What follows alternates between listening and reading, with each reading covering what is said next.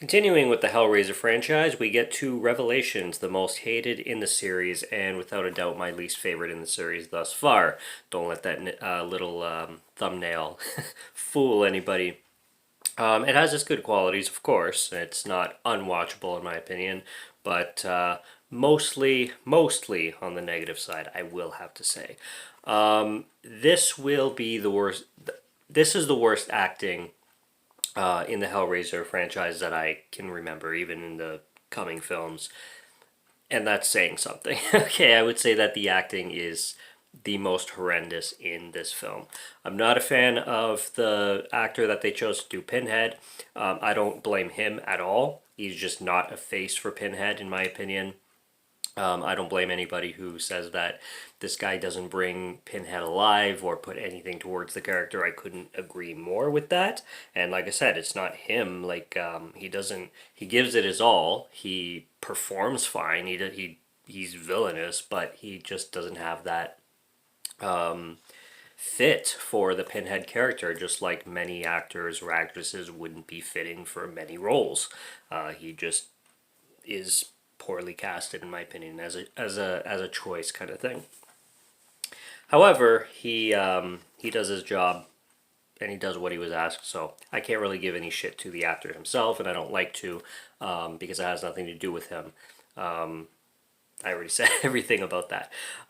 This film was really short, man, and it's loaded with deleted scenes. And I think with the deleted scenes, this film could have been extended like 20 to 25 minutes. But this is an hour and 15 minutes, which is basically the length of many episodes on television these days. And this feels like it could have been part of an anthology Hellraiser series. Watching it, it has that feel.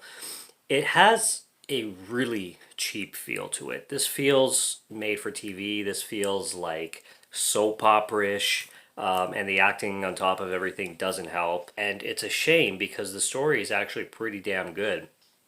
And it goes back to the original theme of like the original trilogy, the original films, with one character kind of manipulating and using another character to bring them back to life from the hell world, piece by piece or skin by skin or flesh by flesh, in a sense, just like the the woman was doing to Frank's character. I think his name was Frank. I'm forgetting names from the first film. It's been a bit. But in this character, you have a guy named Steven. Sorry, doing this to a guy named Nico. Getting into the plot, actually, it starts off with footage from a camera. So it starts off found footage. Now, the entire film isn't found footage. It kind of tricks you into being it, but it's not. And this woman named Sarah is watching this footage on a camera, which her son took on a vacation to Tijuana. And now it was Steven and Nico basically going on a balls to the wall vacation in Tijuana, Mexico, and they were just going crazy, partying, sleeping with hookers, doing the whole Mexico teen or young adult vacation thing. And they pick up a prostitute or I don't even know if she's a prostitute. She's just a woman they pick up at the bar, and they're wondering if she was a prostitute. But anyway, Nico is banging her in the bathroom. Nico is also cheating on his girlfriend Emma while doing it, and it's all being recorded. And the movie kind of flashes back between what was on the camera and what's going on in present time at the parents' home, kind of thing. They're really rich. After having sex with this woman in the stall, she ends up dead somehow. She's seemed like she hit her head or whatever, and they want to cover it up. Steven offers to destroy the evidence, but Nico keeps it to himself so that they're both kind of held responsible, and one can't fuck over the other, which, I mean, smart on his opinion, but also I mean, I would go for destroying the evidence and never talking about it again, but Nico's a bit of a psychopath, slightly. So as they're figuring out what to do, it ends up this seemingly homeless looking guy, very reminiscent to Hellraisers 1 and 2, walks into the bar that they're at and offers to sell them the puzzle box. And Nico ends up buying it, opening up the puzzle box, unleashing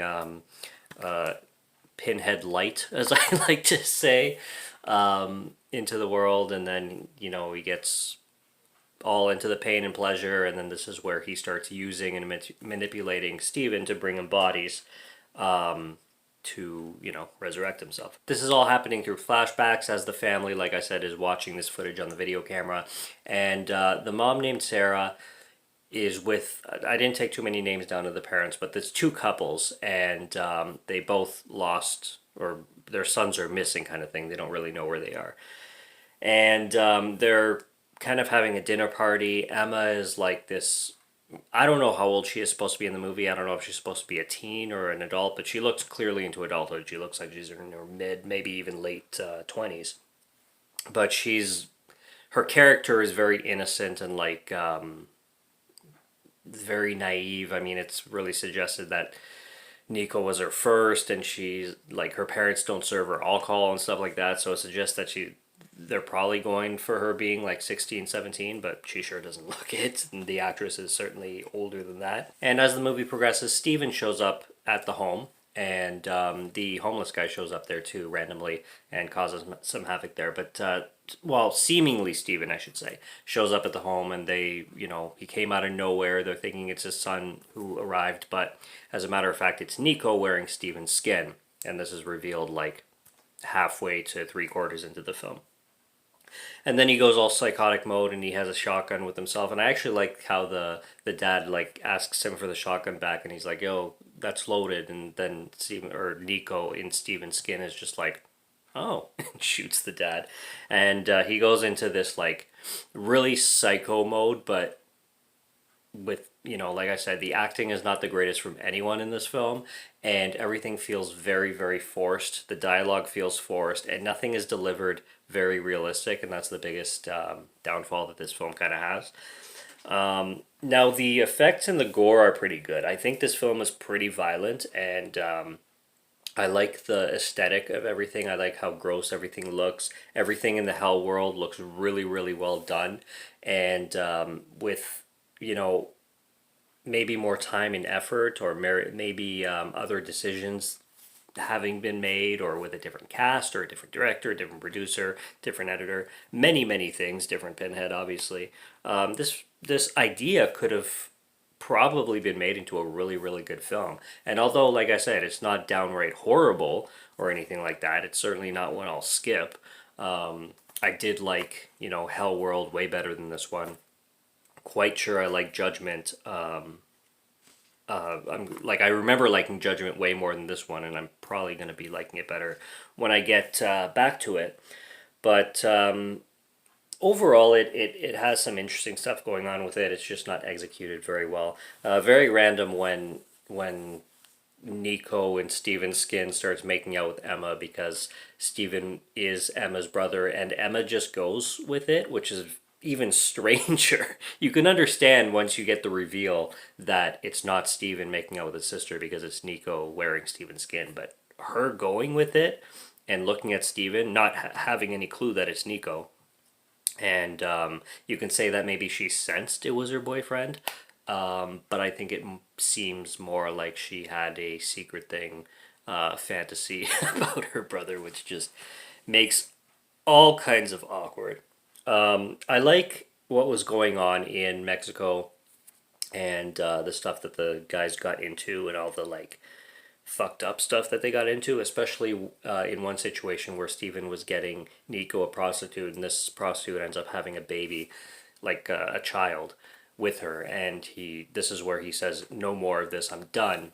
But that whole thing just like makes your skin crawl, and you're anticipating the worst to happen, and it kind of does. It happens off screen, but everything it suggests is horrible, and everything that Nico gets into and how psychotic he gets. I guess this Hell world really warps a person's mind and makes them obsessed with pain, like, because it's confusing, because the person is being tortured, but then they turn into such obsession and desires, and they become so fixated on pain, as if it is pleasurable, and I guess that's the whole idea of it, is pain and pleasure, and kind of combining the two. Sorry, I loved Steven turning into like Pinhead too. He almost well, in this movie he definitely does, but he almost looks better than Pinhead does. In this movie, obviously, yes, he does hands down look better than the Pinhead in this movie. He looks like evil Sinister right there. I loved the design that they did on him. And I just keep thinking back on like the climax scene where Nico dressed as Steven is like holding everybody hostage, and he's doing these monologues. It's just so ridiculous. Um, I can't take it seriously. I'm sorry. I'm terrible. There's also a scene involving Emma. She's a really hot girl. She's trying to seduce Steven's dad, I guess. Or I don't know if she's trying, but she has the puzzle box, and she's saying like, "Oh, you have to like succumb yourself to it, and you can't try so hard, and you have to be one with the box," something like that. But she's clearly looking at the dad sexually, and she's making like everything she's saying very sexually suggestive. So this chick is horny for pretty much everybody, obviously, including your freaking brother. um, yeah, the hell world looks great. Like I said, very metal in my opinion. It's cool how they brought the vagrant character, the homeless looking character back, and I don't know if it's the same guy, but I like how they played that off very similar to the first films, and I like the brutality when it's there of this film. I really wish there was more of that, and I really wish it was executed better. But the brutality in this one was really cool. I really like also when Steven's father is shooting Nico dressed as Steven and is like, "No one gets to kill you but me, you little fuck." And unfortunately, this completely screws him and everybody over, because I like how Pinhead arrives and says, "That was the biggest mistake you've ever done, because the suffering that Nico was going to be experiencing would be the biggest vengeance you can possibly think of. But now you just fucked yourself over and your wife." And it ends in this just huge grim note, just like most of the Hellraiser films do.